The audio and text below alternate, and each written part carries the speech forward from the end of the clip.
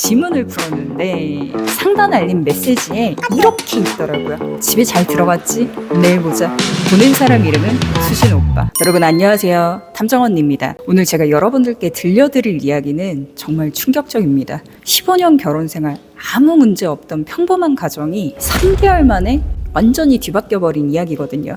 당근마켓 소모임에서 시작된 불륜과 의뢰인에게 80만 원이나 사기친 가짜 탐정업체까지 이 모든 걸 6일간의 추적 끝에 밝혀낸 실화입니다. 이런 이야기가 궁금하시다면 구독과 좋아요 꼭 부탁드릴게요. 그럼 바로 시작해볼까요?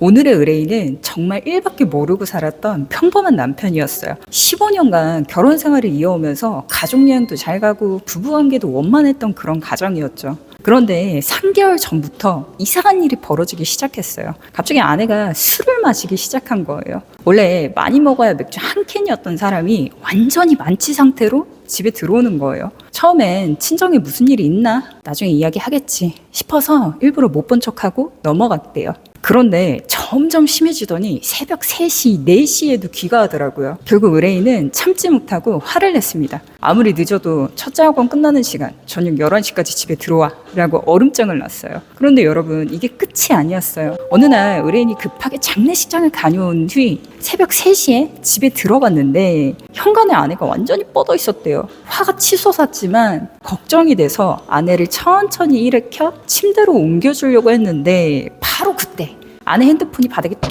떨어진 거예요. 그 순간 의뢰인은 이상하게 핸드폰을 보고 싶다는 생각이 들었대요. 조심스럽게 아내 손가락을 가져다가 지문을 풀었는데 상단 알림 메시지에 이렇게 있더라고요. 집에 잘 들어갔지? 내일 보자.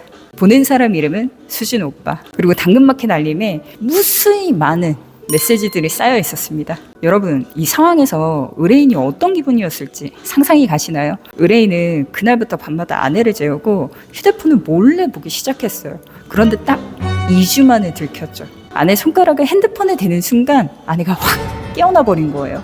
뭐 하는 짓이야? 아내는 소리쳤고 일주일간 각방을 쓸 정도로 냉전 상태가 계속되었어요. 상황을 풀기 위해 결국 의뢰인이 먼저 이야기를 시작했습니다. 바람 피우는 것 같다고요. 그런데 아내의 대답이 뭐였는지 아세요? 여보, 전에 당근 모임 정모를 갔는데 내가 바지에 술을 엎었어. 근데 이 오빠가 자기 옷으로 술 흘린 거 가리라고 옷도 밀려주고 챙겨줘서 친해지게 된 것뿐이야. 그게 전부고 그 이상 아무것도 아니야. 부모님과 애들 걸고 맹세도 할 수 있어. 의뢰인은 또 그 말을 믿었어요. 참 순수해요. 한 번쯤 실수도 할 수도 있고 잠자리는 안 했다고 했으니까요. 결국 화해를 했고 아내도 한 달 동안은 집에 일찍 들어왔다고 합니다. 근데 이상한 건 퇴근하고 집에 가면 아내에게 술 냄새 나는 날이 잦았고 의뢰인이 사준 옷 말고도 다른 옷들이 눈에 보였다고 합니다. 아내를 계속 의심하고 스트레스 받다가 미쳐버릴 것 같던 의뢰인은 결국 탐정사무소를 찾게 되었다고 합니다. 그런데 여러분, 여기서 정말 어이없는 일이 벌어져요. 의뢰인이 인터넷에서 찾은 첫 번째 탐정업체 완전 사기였어요. 인터넷으로 탐정업체를 찾았고 가격도 저렴하고 상담도 잘해주는 A탐정사무소라는 곳을 찾았다고 합니다. 사무실에 직접 찾아가 상담도 받고 2일 의뢰 계약서도 쓰고 선불 30만 원을 보냈다고 합니다. 그런데 연락이 안 오더랍니다. 명함에 있는 전화번호로 2번이나 전화했더니 오히려 화를 내며 선불 50만 원을 더 줘야 현장에 갈 수 있다 라고 하더라고요. 돈을 더 달라는 요구에 뭔가가 의심스러웠지만 상담할 때 자신 있게 증거 잡을 수 있다고 이야기한 탐정의 말 때문에 한 번은 믿어보자 라고 생각해서 50만 원을 추가로 보냈대요. 그 다음에 뭐가 일어났을까요? 잠수, 연락 두절, 조사한 흔적조차도 전혀 없었어요. 의뢰인은 화가 치밀어 오르며 경찰에 신고할까 했지만 하지 못했대요. 왜냐하면 상담 일지에 아내 번호를 적으라고 해서 믿고 적었는데 혹시라도 A업체가 아내에게 전화를 할까봐 걱정돼서 참았대요. 결국 의뢰인은 다른 지인을 통해 저를 소개받게 되었고 일주일 의뢰를 시작하게 되었습니다. 의뢰 1일차. 저는 의뢰인 출근 시간에 맞춰 현장에 도착했어요. 아내가 나오기를 기다렸는데 점심까지도 나오지 않더라고요. 오후 3시쯤 잠깐 나왔는데 근처 커피숍을 갔다가 엄마들이랑 수다를 떤 뒤 집에 들어가는 게 전부였어요. 의뢰 2일차입니다. 어제와 동일한 시간에 잠복을 시작했습니다. 오전 10시경 아내가 나타났어요. 풀 메이크업한 상태로 걸어나와 택시를 잡더라고요. 저희는 즉시 추적에 들어갔습니다. 그런데 택시를 쫓아가 보니까 갑자기 어떤 남자가 그 택시에 탔어요. 도착한 곳은 24시간 김치찌개집. 아내는 그 남자와 함께 식당에 들어가 대낮부터 술을 마시더라고요. 그 다음엔 컴포즈 커피집에서 남자와 1시간 동안 수다를 떨었어요. 이후 이 둘은 커피숍에서 나와 한참을 걸어갔습니다. 바로 그때 남자가 아내 손을 아련하게 만지는 장면, 포옹하는 장면을 모두 확보했습니다. 이 둘은 각자 택시를 타고 이동했고 이때까지는 남자의 주거지를 정확하게 확보하지 못했습니다. 의뢰 3일차.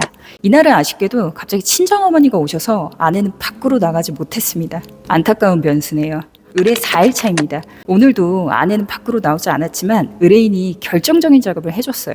직장 남자 동료의 도움으로 당근 모임을 가입했고 아내가 가입한 5개 모임을 모두 다 가입한 거예요. 덕분에 정모 날짜를 확인할 수 있었습니다. 의뢰 5일차입니다. 이날은 정말 특별했어요. 아내가 집에서 걸어 나와 집 앞 주차장에 있던 어떤 차를 탔어요. 그 차는 남자 차량 같아 보였고 저희는 차량 2대로 미행에 들어갔습니다. 15분 정도가 지난 뒤 차량은 고깃집 앞에 주차를 했고 내리는 모습을 확인해 보니 그 남자가 맞았습니다. 아내는 상간남과 함께 식당에 들어갔습니다.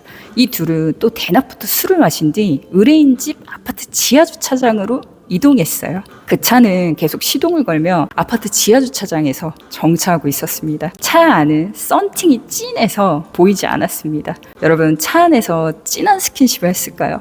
1시간이 지난 뒤 남자 차는 주차장을 빠져나갔습니다. 차량은 아파트 다른 동 앞에서 잠시 정차했고 조수석에서 아내가 내린 뒤 바로 집으로 걸어 들어갔습니다. 저희는 남자 차를 추적했고 남자는 본인이 운영하는 가게로 이동했습니다. 이 덕에 남자의 직장을 쉽게 알 수 있게 되었습니다. 의뢰 6일차입니다. 오늘은 당근 정모가 열리는 날이었어요. 의뢰인은 아내가 늦게 들어올 수 있게 시댁에 일이 있다면 핑계를 댄 뒤 자리를 비웠어요. 시간이 흘러 오후가 되었습니다. 아내가 집에서 나왔습니다. 근데 저 진짜 놀랐어요. 지금까지 본 모습 중 가장 빡세게 꾸미고 나왔더라고요. 아내는 흰색 원피스에 디올 명품백까지 들고 나왔습니다. 당근 모임에 명품백은 과하지 않나요? 이후 아내는 집 근처 버스 정류장으로 이동해 버스를 탔고 정모장소 근처 커피숍에서 상간남을 만났습니다. 이후 커피를 테이크한 뒤 주변을 걸어 다녔어요. 그런데 바로 그때 손잡는 모습과 남자가 여자의 엉덩이를 만지는 모습까지 포착했습니다. 제가 볼 땐 상간남이 아내에게 푹 빠져 보였습니다.